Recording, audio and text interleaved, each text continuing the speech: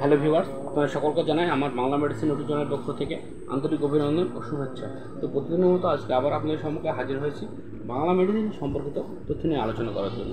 তো আজকে আপনাদের অনেক পরিচিত একটি মেডিসিন যেটি আলোচনা করতে চলেছি, এটা অনেক সময় আপনারা খোলা বাজার থেকে বাচ্চাদের ঠান্ডা বা জ্বরের ওষুধ বলে কিনে খান।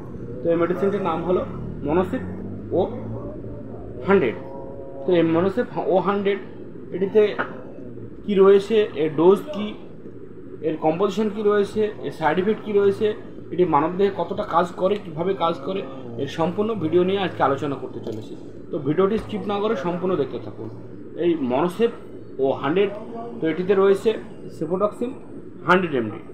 তো এই সেফোডক্সিম হলো সেফলোস্পোরিন গ্রুপ বা পরিবারের একটি ব্রড স্পেকট্রাম অ্যান্টিবায়োটিক, যেটি মানবদেহের ব্যাকটেরিয়াল ইনফেকশনকে দমন করতে সাহায্য করে ও মানবদেহের ব্যাকটেরিয়াদের সেলকে আক্রমণ করে ও ব্যাকটেরিয়াদের ধ্বংস করে মানবদেহকে সুস্থ করে। তো এটি কোন ব্যাকটেরিয়াল ইনফেকশন বা কোন ব্যাকটেরিয়াল ইনফেকশনের উপর সবচাইতে ভালো কাজ করে? তো এই মেডিসিনটি বিশেষ করে gonorrhoea, syphilis, tonsillitis, pharyngitis, bronchitis ও বক্ষরোগ, যে কোনো বক্ষরোগের সমস্যা ও রেসপিরেটরি ট্র্যাক ইনফেকশন ও ইউরিনারি ট্র্যাক ইনফেকশন এছাড়াও স্কিনের যে কোনো সমস্যা ও স্কিনের ইনফেকশনের উপরে এই মেডিসিনটি আরও ভালো কাজ করে থাকে। তো এছাড়াও কী হয়, অনেক সময় ওয়েদারের কারণে বাচ্চাদের ঠান্ডা লেগে অনেক সময় বুকে কফ জমে ও বুকে কফ জমার ফলে বাচ্চাদের শ্বাসকষ্ট ও শ্বাস প্রশ্বাস নিতে অসুবিধা হয়।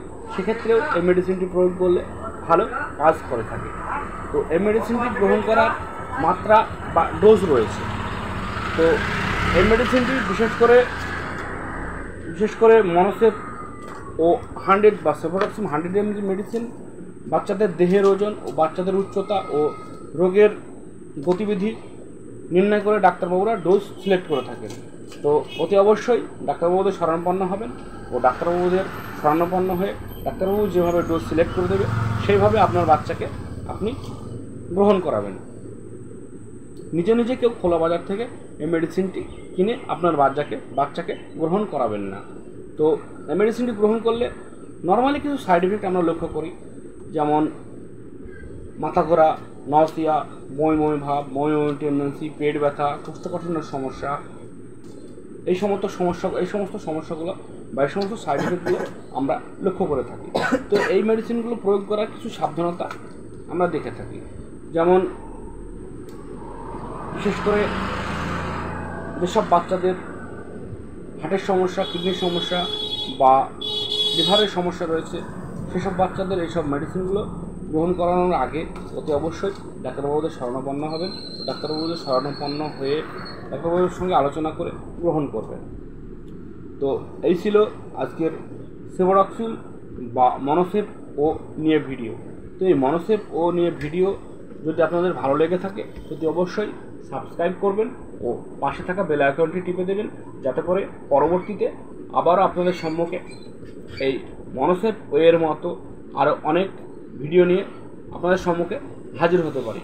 ধন্যবাদ, ভালো থাকবেন, সুস্থ থাকবেন।